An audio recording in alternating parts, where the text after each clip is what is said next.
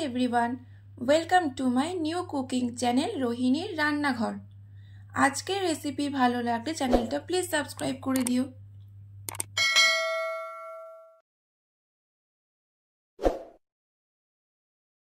कथातेই আছে মাছে ভাতে বাঙালি।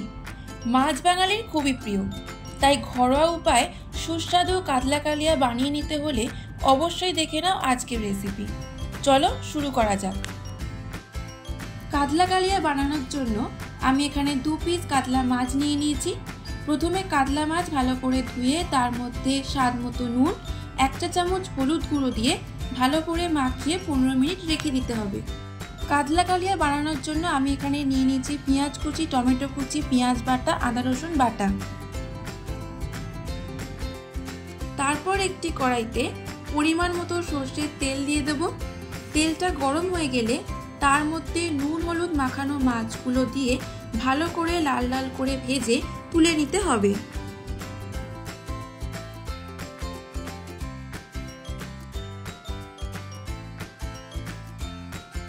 মাছ ভাজা হয়ে গেলে ওই একই তেলে ফোড়নে দিয়ে দিতে হবে লবঙ্গ, এলাচ, দারচিনি, শুকনো লঙ্কা, গোটা জিরে।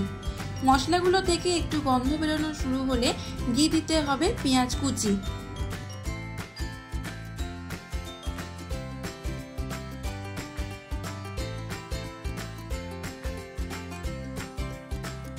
পেঁয়াজ লাল করে ভাজা ভাজা হয়ে গেলে তার মধ্যে দিয়ে দিতে হবে পেঁয়াজ বাটা।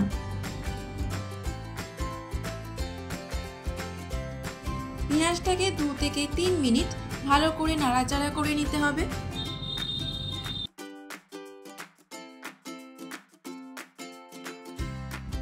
তারপর আদা বাটা ও রসুন বাটা দিয়ে আবারও ভালো করে নাড়াচাড়া করে নিতে হবে।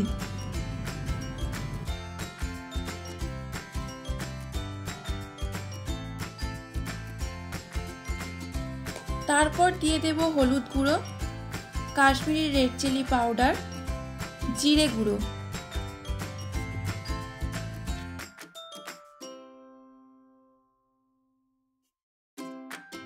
তারপর সমস্ত মশলা ভালো করে কষিয়ে নিতে হবে। তার মধ্যে দিয়ে দেব টমেটো কুচি। এবার যতক্ষণ না মশলা থেকে তেল ছাড়া শুরু হচ্ছে ততক্ষণ মশলা কষাতে হবে। যাতে মশলা পুড়ে না যায় সেজন্য সামান্য জল দিয়ে মশলা কষাবো।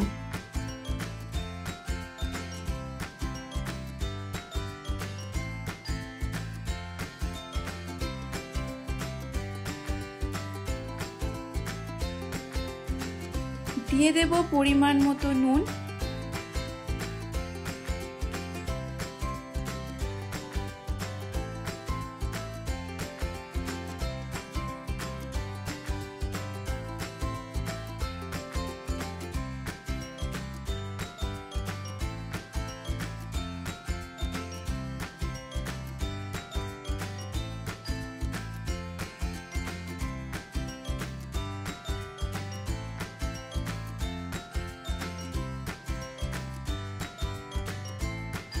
মশলা থেকে তেল ছেড়ে দিলে পরিমাণ মতো জল দিয়ে দিতে হবে।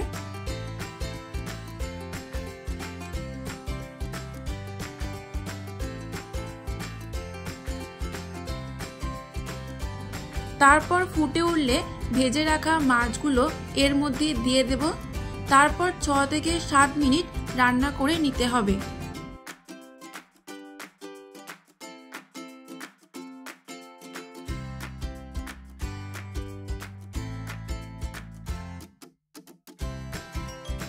সব শেষে সামান্য গরম মশলা ওপর থেকে ছড়িয়ে নামিয়ে নেব। গরম গরম ভাতের সাথে পরিবেশন করো কাতলা কালিয়া। তোমরাও বাড়িতে বানিয়ে দেখো আজকের রেসিপি। আর আজকের রেসিপি কেমন লাগলো আমাকে অবশ্যই কমেন্ট বক্সে লিখে জানিও। ভালো লাগলে লাইক ও শেয়ার করতে ভুলবে না।